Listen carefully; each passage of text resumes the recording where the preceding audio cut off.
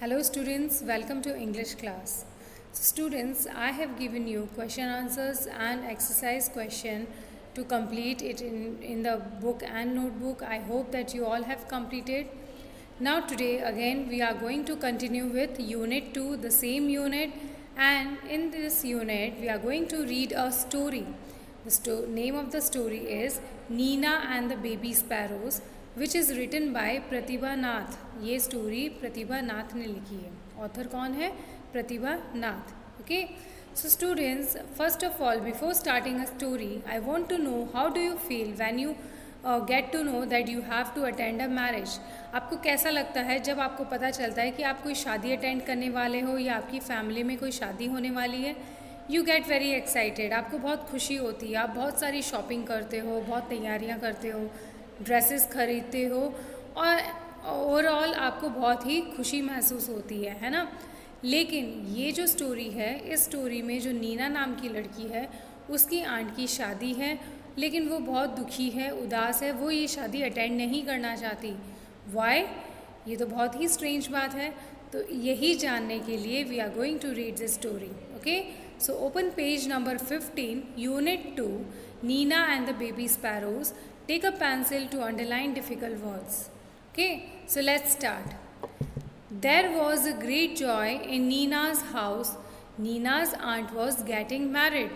नीना के घर पे बहुत ही खुशी का माहौल हो रखा था. सब लोग बहुत ही खुश थे. क्यों? क्योंकि नीना की जो आंट है उनकी शादी होने वाली थी. Nina, her father, mother and little brother were all going to Delhi for a wedding. तो नीना, उसके मम्मी पापा और उसका जो भाई है वो चारों ही वेडिंग के लिए कहाँ जाने वाले थे? दिल्ली जाने वाले थे. शादी कहाँ होने वाली थी? दिल्ली में होने वाली थी. Everyone was happy except Nina. तो घर में सभी बहुत खुश थे, लेकिन नीना खुश नहीं थी. भाई क्यों? हर mother took her to the market to buy new dress. What colour would you like? Mother asked. उसकी मम्मा उसे शॉपिंग के लिए ले गई और उसके मतलब वो उसे नए कपड़े दिलाना चाहती थी. तो उन्होंने उसे पूछा, what colour would you like? तुम कौन सा कलर की ड्रेस लेना पसंद करोगी Nina? I don't want a new dress mother, said Nina. Nina ने कहा, मम्मा मुझे कोई नई ड्रेस नहीं लेनी. सलवार कमीज़ देन.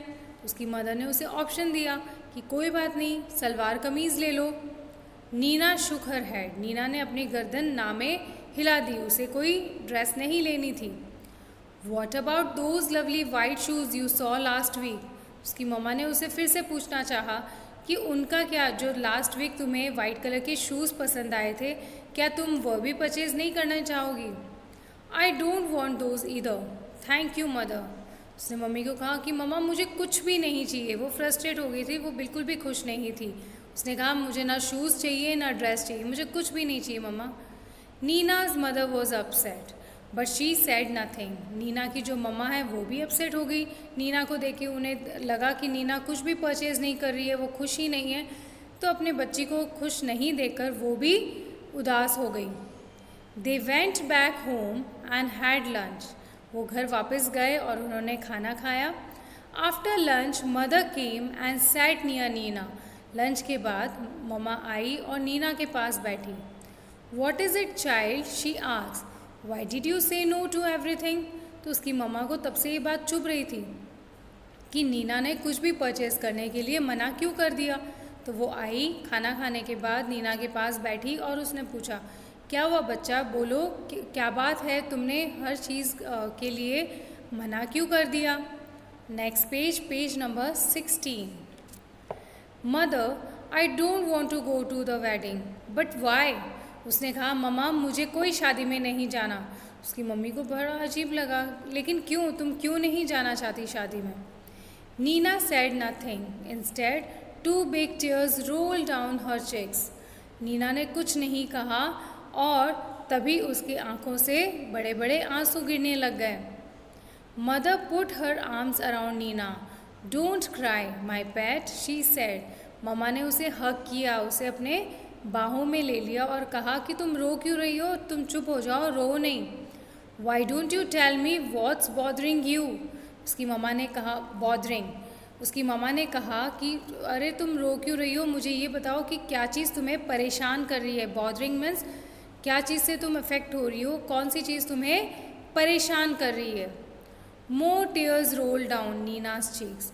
अब उसकी मम्मा उससे पूछे जाए और वो रोए जाए, और वो सिर्फ रो रही थी, उसके आंसू आंखों में से गिर रहे थे, लेकिन वो कुछ बता नहीं रही थी। Mother, she said, there is a sparrow nest on the book shelf in my room.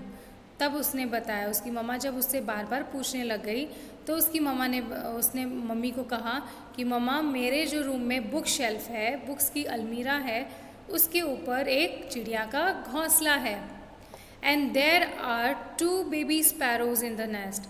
और उस घोंसले में 2 छोटी छोटी बेबी स्पैरोज हैं। I see said mother. अच्छा अच्छा, उसकी मम्मा ने कहा। They are just beginning to get their feathers and growing up makes them so hungry. All day long they cry cheep cheep asking for food.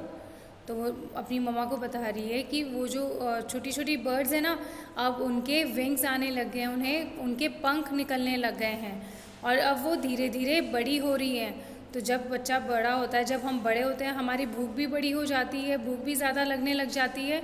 Similarly वो बता रही है कि उन बच्चों की भी भूख बढ़ गई है, और वो सारे दिन चीप चीप साउंड निकालते रहते हैं, सारे दिन भूख के लिए मतलब खाने के लिए तरसते रहते हैं, उन्हें बहुत खाना चाहिए होता है।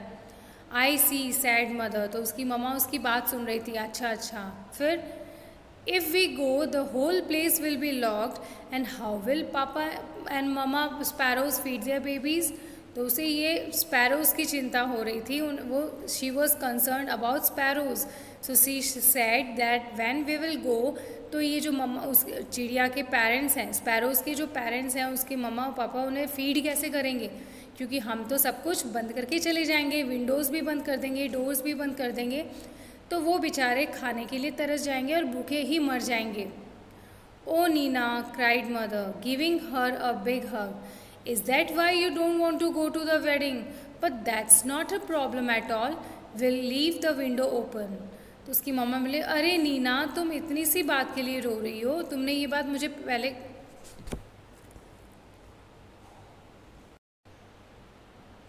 सो हर मदर सेड कि तुम इतनी सी बात के लिए रो रही हो, तुमने ये बात मुझे पहले क्यों नहीं बताई। उसकी मम्मा ने उसे हक किया और कहा कि ये कोई बड़ी प्रॉब्लम नहीं है, इसका भी सोल्यूशन है, हम अपने विंडोज़ ओपन छोड़ देंगे। Oh can we mother, can we really? तो नीना को विश्वास नहीं हुआ कि उसकी मम्मा यही बात कह रही। वो बोली, अच्छा क्या हम सच में अपने विंडो, अपनी खिड़कियाँ खुली छोड़ देंगे? Yes yes, we will remove all the things from the room and lock the door on the outside.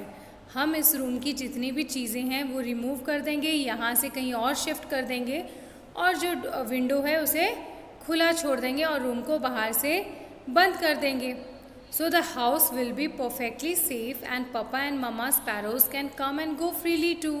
So उसकी मम्मा ने कहा कि तो हमारा घर भी सेफ हो जाएगा, और जो मम्मा पापा स्पैरो है, जो उन स्पैरोज़ की जो पेरेंट्स हैं, वो फ्रीली अपने बर्ड्स को फीड करेंगे, उन्हें आराम से खाना खिला पाएंगे।